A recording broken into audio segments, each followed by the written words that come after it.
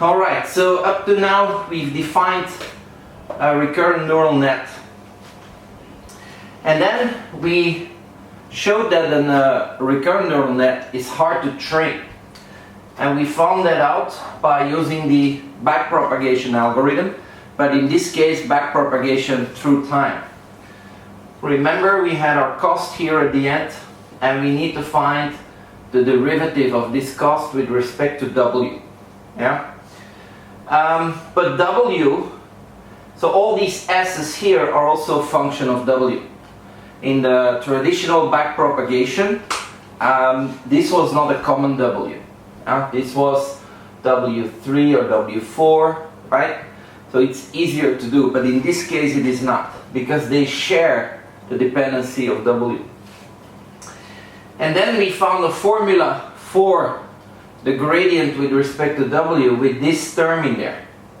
So the derivative of state t versus state k. Now what is t? Well, t is where you are, what time stamp you are.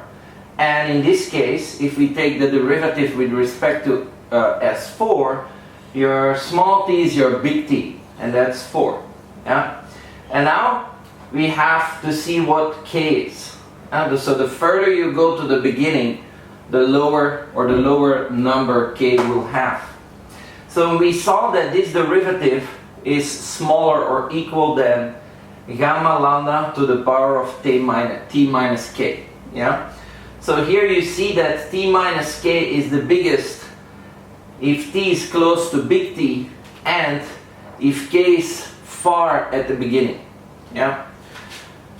So if this exponent is big, you're gonna have a series of multiplications of gamma lambda, and if gamma lambda is smaller than 1, you're gonna multiply products that are smaller than 1, and your gradient will be vanishing. On the other hand, when gamma lambda is larger than 1, we're gonna have an exploding gradient. Especially when you have a lot of these terms. So we've also seen on how to fix this. One way is to limit how far you're gonna go back, to reduce the number of terms here. Yeah, it's one. And secondly is to normalize. Yeah, so you take the gradient and you divide it by the size of this W.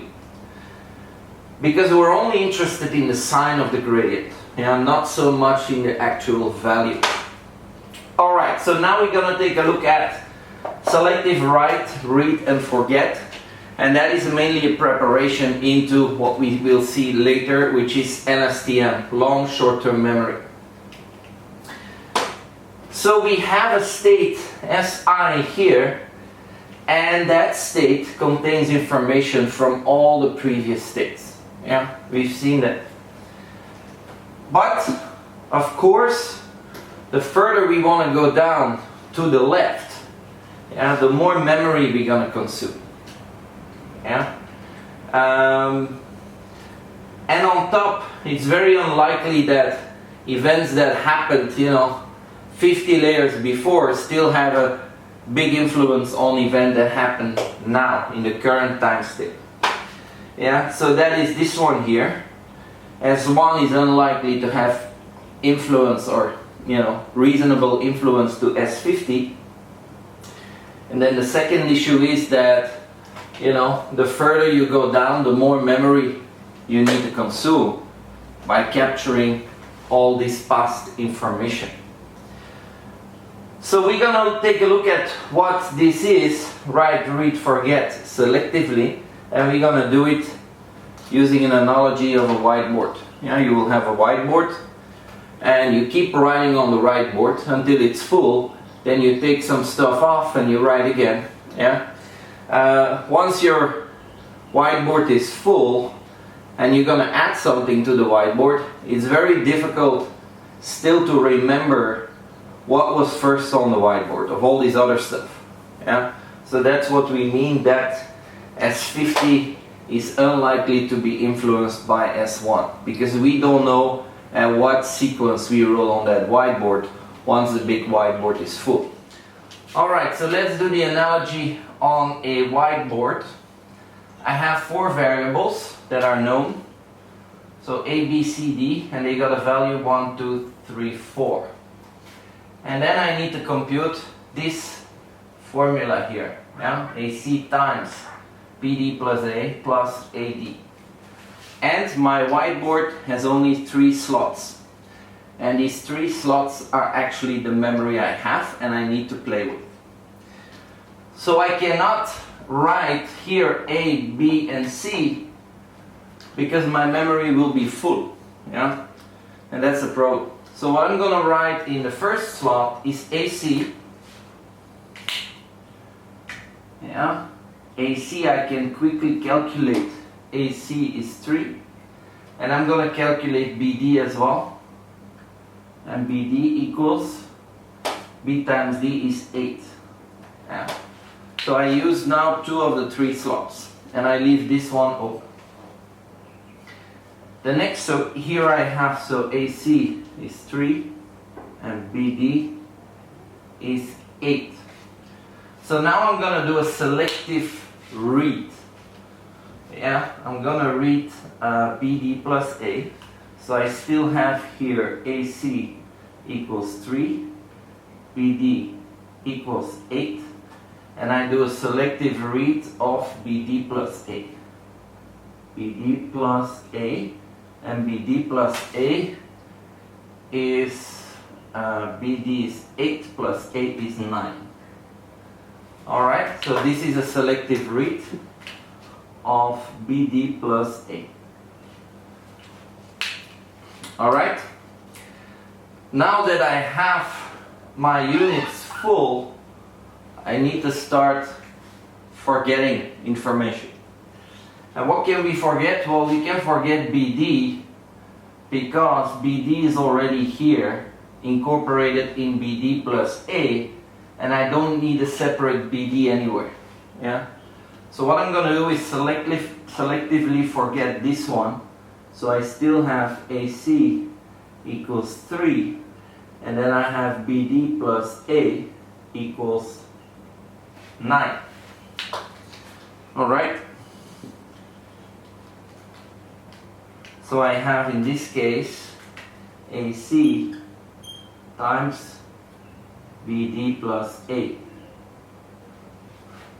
Yeah?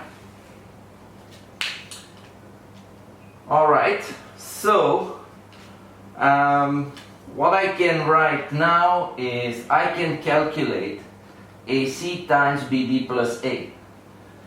Because if I calculate here, so AC times BD plus A, yeah, so this is 27.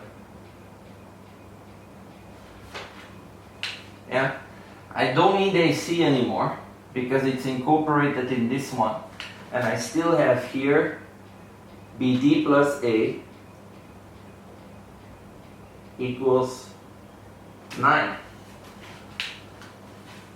Yeah. Basically, I don't need BD plus A anymore because it's already given here. Yeah. So what I can do now is I can write the result in that middle memory spot. So the result is AC and then times BD plus A plus AD.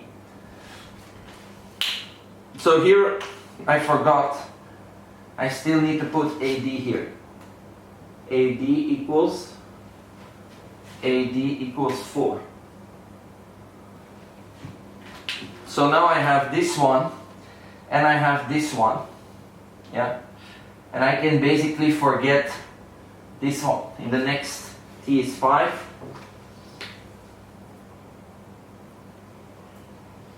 When T is 5, I forget this one.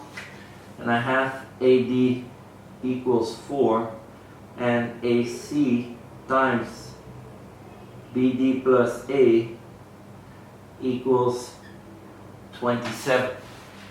Okay, so I forget this one. And then I have all of these. So I have, this is 27, right? And this is 4.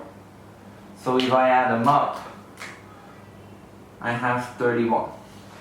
So I can write the result, let me call this R, is 31 in the last slot.